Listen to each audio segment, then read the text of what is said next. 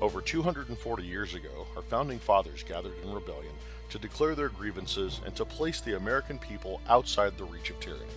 Aside from disastrous policies regarding immigration or healthcare, and even the spending trends and lack of foresight to where these decisions lead, there is this simple premise. No one is being held accountable for destroying the country for which we have fought and sacrificed. That whenever any form of government becomes destructive of these ends, it is the right of the people to alter or to abolish it.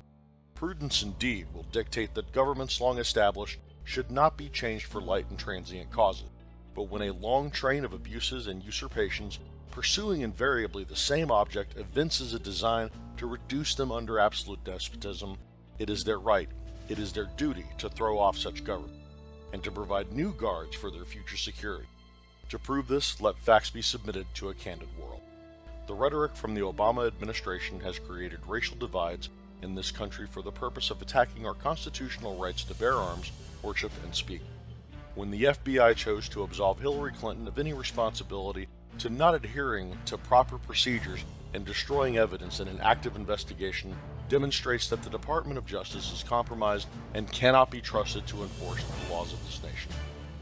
Barack Obama, Hillary Clinton, and John Kerry's handling of the Middle East, from the Arab Spring to the rise of ISIS, has presented an enormous security crisis for our allies. The Iranian nuclear deal, a great failure in American foreign policy, will have massive regional consequences, as well as arming future terrorist organizations with nuclear material.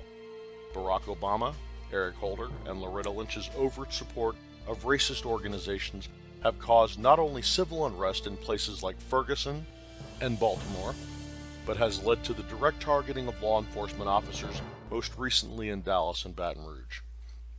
The systemic abuse in our public and higher education facilities that manipulates young voters to disregard any and all economic principles for the purpose of destroying the American economy and culture of which hundreds of thousands of Americans have given their lives.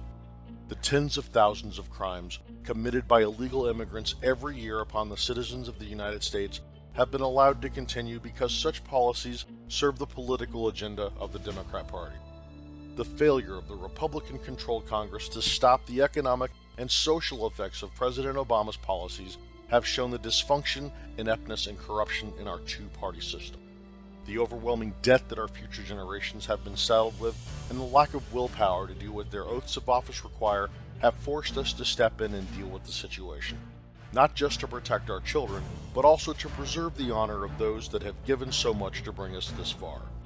The actions and level of intellectual dishonesty displayed by the campaign of Hillary Rodham Clinton for office of President of the United States will serve only to continue to subvert the values that made this country worth dying for. If she is elected, then each and every American life given in the cause of liberty and freedom will have been lost in vain.